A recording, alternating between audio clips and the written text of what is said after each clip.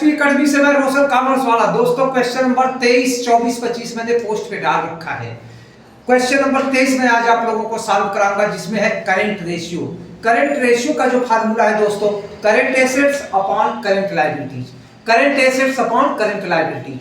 ऐसे स्टूडेंट जिनको current assets और करंट लायबिलिटीज न समझ में आता हो, वो हमारे बैक रेशियो में, बैक वीडियो में जाएं, वहां पर मैंने बैलेंस शीट समझा रखा है। तो करंट रेशियो, करंट एसेट्स में कौन कौन से आइटम जाते हैं, करंट लायबिलिटीज में कौन कौन से आइटम जाते हैं, आप वहां जाकर देख सकते हैं कि कौन कौन ऐसे आइटम है जो करंट एसेट्स माने जाते हैं, कौन कौन ऐसे आइटम है जो करंट लायबिलिटीज मानी जाती है। तो दोस्तों आज मैं यहाँ पर आप लोगों को क्वेश्चन सॉल्व कराऊंगा करंट रेशियो। करंट रेशियो का जो फार्मूला होता है दोस्तों, current assets upon current liabilities. यहाँ पर एक बैलेंस शीट दिया है क्वेश्चन नंबर 23 में। तो बैलेंस शीट में इस साइड में लायबिलिटीज है, इस साइड में एसेट्स है। तो पहले हम आपका एसेट साइड करते हैं। एसेट्स में, करंट एसेट्स में आएगा स्टॉक, डेटर और कैश। स्टॉक है 62,000 और आपका डेटर है 32,000, कैश है 66,000। तीनों को ऐड करेंगे तो करंट एसेट्स आएगा हमारा 1,60,000, 1,60,000।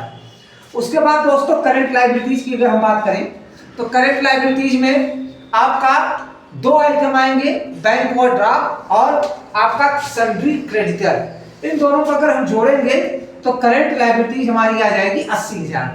तो मित्रों मुझे पता है कि current assets upon current liabilities, तो सबसे पहले हमने करंट एसेट्स निकाल लिया, उसके बाद करंट लायबिलिटीज निकाल लिया। अब फार्मूले में रख देंगे, करंट एसेट्स है 1,60,000 बटे करंट लायबिलिटीज है 80,000। तो 8 करना 8, 8 दूनी 16। तो करंट एसेट्स ऊपर है तो ये 2 पहले आ जाएगा, करंट लायबिलिटीज बाद में है, 1 बाद में आ जाएगा। तो करंट रेशियो जो हमारा बना वो बना 2:1 का। तो मित्रों एक बात हमेशा ध्यान रखना, current assets upon current liabilities, पहले आप करंट एसेट्स निकाल लेना, उसके बाद करंट लायबिलिटीज निकाल लेना।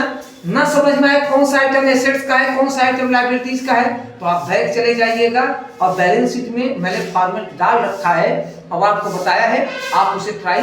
क्वेश्चन नंबर 24 बताने चल रहा हूँ। क्वेश्चन नंबर 24 में है आपका करंट रेशियो निकालना और लिक्विड रेशियो निकालना। मित्र बहुत ही मजेदार क्लास है होने वाला है ये, क्योंकि इसका जो फार्मूला होता है करंट रेशियो बराबर current assets upon current liabilities, current assets upon current liabilities. तो दो चीज, पहले हम करंट एसेट्स और करंट लायबिलिटीज को निकाल लेते हैं। करंट एसेट्स में आता है कैश इन हैंड है, cash at bank, debtor, bills receivable और स्टॉक। इतनी चीजों को जोड़ेंगे तो आएगा 4,86,000। ये हमें क्वेश्चन में दिया हुआ है। क्या क्या दिया हुआ है, कैश इन हैंड दिया है, कैश एट बैंक दिया है, डेटर दिया है, बिल्स रिसीवेबल दिया है, स्टॉक दिया है। इतनी चीजों को जोड़ेंगे तो आएगा 4,86,000। उसके बाद दूसरी चीजें जो दोस्त दी हुई है हमारी, करंट लायबिलिटीज दी हुई है। करंट लायबिलिटीज में केवल 3 आइटम दिया है दोस्तों। पहला दिया है creditor, bills payable, provision for tax. इन तीनों को अगर हम जोड़ेंगे दोस्तों आएगा 2,43,000। तो दो चीजें यहाँ पर आ गई दोस्तों। एक आ गया करंट एसेट्स, करंट एसेट्स मुझे मिल गया 4,86,000 और करंट लायबिलिटीज मुझे मिल गई 2,43,000। अब जो फार्मूला होता है दोस्तों current assets upon current liabilities, तो करंट एसेट्स है हमारा 4,86,000 बटे करंट लायबिलिटीज है 2,43,000। अब 4,86,000 बटे 2,43,000 काटेंगे तो ये 1 बार जाएगा, ये 2 बार, यानी 2:1। तो यहाँ पर हमारा करंट रेशियो जो बना वो बना 2:1। उसके बाद दोस्तों इसी क्वेश्चन में मेरा अगला रेशियो दिया है लिक्विड रेशियो। अगला रेशियो होता है लिक्विड रेशियो, यानी कि हमारा पहला रेशियो जब खत्म हो गया, ये हमारा पहला रेशियो था करंट एसेट्स रेशियो। इसके बाद दोस्तों हमारा लिक्विड रेशियो है। लिक्विड रेशियो का फार्मूला होता है liquid assets upon current liabilities. तो liquid assets upon current liabilities. अब दोस्तों मैं बात करूंगा लिक्विड रेशियो की। तो लिक्विड रेशियो में क्या क्या आता है पहले वो जान लें। तो करंट लायबिलिटीज तो दोस्तों मैंने यहाँ निकाल दिया है, करंट लायबिलिटीज ये है, वही चीजें यहाँ आएंगी, एक यहाँ आ जाएगी करंट लायबिलिटीज में। लेकिन लिक्विड रेशियो में जो आता है तो आप करंट एसेट्स को ले लिया करो। करंट एसेट्स हमारा दिया है 4,86,000। इसमें से क्या क्या घटानी चाहिए, लिक्विड एसेट्स में आता है करंट एसेट्स वाली चीजों में 2 से 3 आइटम, जैसे पहला होता है आपका स्टॉक। स्टॉक आपका लिक्विड एसेट्स में नहीं आता, प्रीपेड एक्सपेंस नहीं आता, एडवांस टैक्स नहीं आता। ये 1 साल तक के ट्रांजैक्शन होते हैं दोस्तों। स्टॉक हुआ, आपका लिक्विड रेशियो हुआ दोस्तों, और उसके बाद आपका यहाँ पर प्रीपेड एक्सपेंस हुआ। ये आपके 1 साल तक के ट्रांजैक्शन है। तो दोस्तों यहाँ पर लिक्विड एसेट्स में करेंट एसेट्स वाली सारी चीजें, और उसमें से स्टॉक, प्रीपेड और एडवांस टैक्स घटा देंगे। तो दोस्तों यहाँ पर हमारा करेंट एसेट्स दिया है 4,86,000। इसमें से केवल एक चीज घटेगी, स्टॉक। स्टॉक यहाँ पर घट जाएगा। तो दोस्तों यहाँ पर स्टॉक है 3,15,000। तो 4,86,000 में से 3,15,000 घटा देंगे तो हमारा लिक्विड रेशियो आएगा 1,71,000।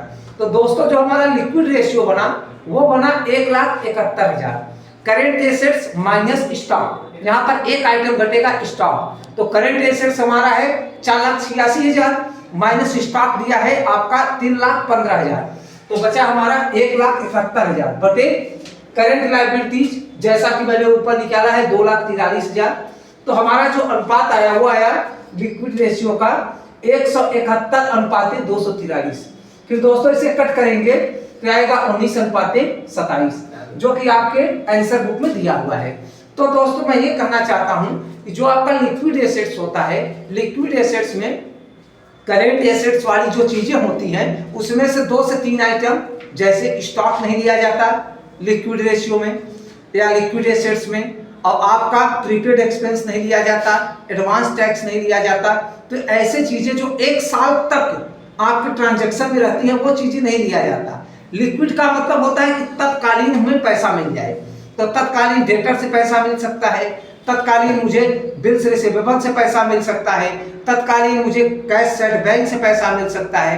कैश हमारा लिक्विड होता ही है। तो दोस्तों कहने का ये तात्पर्य है हमारे, ऐसी चीजें जो कि तत्कालीन प्रभाव में लिक्विड हो जाएं, कैश में बदल जाएं, वही आइटम लिक्विड या आपका एसेट्स माना जाता है। स्टॉक ग्राहकों के ऊपर होता है, ये 1 साल बिकने तक का समय लेता है दोस्तों। तो यहाँ पर हम आपका लिक्विड रेशियो निकालेंगे।